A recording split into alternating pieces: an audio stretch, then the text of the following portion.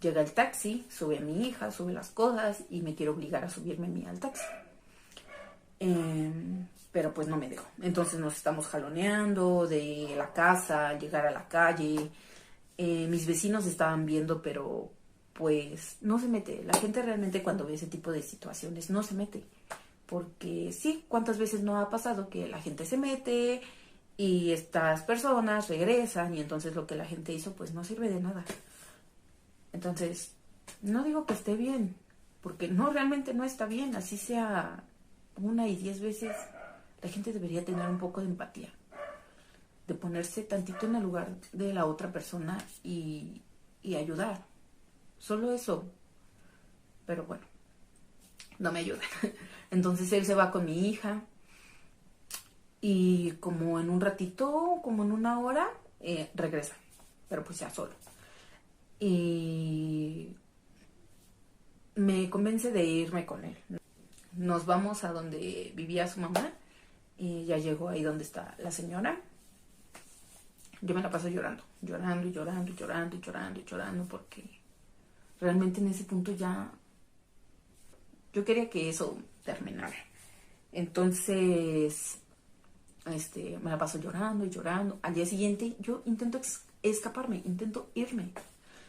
Pero al momento de que ya casi estaba a una nada de salirme de ese lugar, la mamá del papá de mi hija, agarra a mi bebé, me la jala, me la quiere quitar. Y pues yo con tal de que mi bebé no se lastimara, suelto a mi hija. Se la queda la señora.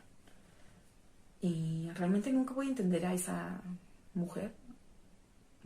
Realmente no sé por qué nunca me ayudó. Porque veía como su hijo me golpeaba, me maltrataba, me gritaba, me encerraba y no hizo nada. Pero bueno, entonces como el papá de mi hija era el que me mantenía, el que me compraba ropa, tenis, todo eso, como los tenis que yo traía puestos en ese momento, él me los había comprado, me los quitó y yo andaba descalza en la calle. Así que me salgo descalza y una señora en la calle me ve y me da 10 pesos para que yo me vaya en el camión. Le voy a deber la vida a esa señora, siempre. Y bueno, yo utilizo el dinero para hablar por teléfono. Le hablo a mi hermana, le cuento varias cosas y me voy en un taxi a mi casa. Llego a mi casa y aquí está mi mamá, le comento lo sucedido. Vamos al Ministerio Público, levanto una denuncia. Entonces, pero bueno, yo regreso aquí a mi casa y mi mamá me manda a vivir con una de mis hermanas. Me quedo con una de mis hermanas por una semana hasta que, no sé realmente cómo él convenció a mi mamá de que habláramos. Entonces yo vengo a mi casa y pues yo quería ver a mi hija. Tenía una semana sin ver a mi hija. Me dolía muchísimo. Llego aquí, veo a mi hija, lo veo a él y él pidiendo perdón, ya voy a cambiar, ya no va a pasar. Y lo perdono. Sí, pero era más por estar con mi hija, porque yo sabía que él no me la iba a dar así nada más. Entonces pasa esto, según él iba a intentar cambiar, nos vamos a vivir solos, ya no con su mamá, ya no con mi mamá, vamos, rentamos un lugar, vivimos solos él y yo. Ya no se iba a drogar según, pero un día, en marzo, decide que va a drogarse otra vez. Entonces esa noche, porque fue una noche, él en la casa se drogó y me pegó. Y ya, lo dejé. A la mañana siguiente él se levanta, se va a trabajar y yo me voy. Me escapo con mi hija. Le hablo a mi mamá, le digo, ya no quiero estar aquí, ya no aguanto más, por favor ayúdame. Mi mamá me dice, ¿estás segura? ¿Estás segura? ¿Estás segura? Y yo sí, dice, bueno, agarra una mochila, échale ropa a la niña tuya y salte de ahí. Te veo en casa de tu madrina. Pues yo, con todo el miedo que tenía, con no sé de dónde saqué valor, agarré una mochila, me fui, llegué a casa de mi madrina. Mi mamá ya le había hablado a mi papá, después mi papá me habló a mí y me dijo, cuéntame, ¿qué pasó? ya, le platiqué a mi papá, porque mi papá no estaba viviendo aquí en el estado, entonces mi mamá por eso le habló para que yo me fuera a vivir con él a donde él estaba. Y sí, me fui a vivir casi un año a Querétaro con mi papá. Sí, él me estuvo buscando y hablaba con la niña y... pero antes, yo me voy a vivir con mi papá en marzo. En abril, pues mi hija cumple años. Iba a cumplir 3 años en 2018. Y él me dijo, no le voy a hacer una fiesta a la niña, tráela. Y yo pues, yo quería que mi hija conviviera con su papá, que tuviera pues esa figura paterna. Y accedo. La traigo aquí al estado, pero él, pues yo no sabía las intenciones que tenía. Entonces me dice que ya no me va a dar a la niña. Entonces yo me regreso a Querétaro y mi mamá contrató un abogado para tramitar lo que es la guardia y custodia de mi hija. Y el día de mi cumpleaños, bueno, mi hija es del 23 de abril, yo soy del 24 de abril.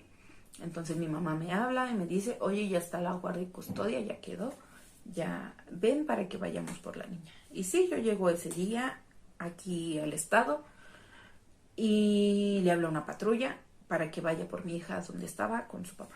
Llego ahí, entonces ya llego con la patrulla, con la orden de la guardia y custodia, donde pues la niña tiene que estar conmigo. La guardia y custodia es totalmente mía. Entonces, pues sí, logro que mi hija se vaya conmigo. Entonces ese mismo día ya recupero a mi hija y me voy. Otra vez me voy. Y no vuelvo a regresar hasta 2019. Entonces, cuando regreso, pero pues yo no le aviso a él, no nada. Entonces, 2 meses, sí, creo que 2 meses después, me entero que él está en un centro de reinserción social. Entonces yo vivo, pues, bien. En ese año mi hija entra a preescolar y yo decido terminar, bueno, hacer mi preparatoria. Yo termino mi preparatoria en 1 año y medio. Mi bebé, bueno, mi hija cursa lo que es segundo y tercero de preescolar. Y para este año, que fue donde en febrero yo terminé la prepa y mi hija entró a la primaria. Y pues así ha sido. Ahorita solo mi hija mantiene una relación con su papá. Yo y él ya no tenemos nada que ver. Y pues espero que las cosas sigan bien. Que él haya cambiado un poco porque salió del centro de reinserción social. Y pues mi hija y él se llevan pues bien. Es su papá y ella es su hija. Y mi hija siempre ha querido verlo y no le puedo negar mucho, porque lo que haya pasado entre él y yo no tiene por qué afectarla a ella. Entonces, mis papás me ayudaron mucho en todo ese proceso. Y si no fuera por ellos, pues yo no estaría aquí estudiando una licenciatura. Realmente toda la vida voy a estar agradecida con ellos. Y me tengo que esforzar mucho. Bueno, concluyendo esto, bueno, esta es la historia que viví. Este es mi caso. Y así como el mío, hay miles y millones casi idénticos. Pero yo lo puedo contar hoy porque estoy viva, porque denuncié, porque hice algo. Pero pues hay mujeres que ya no pudieron. En el Estado de México, en 2021, se abrieron 1,691 carpetas de investigación por violencia familiar.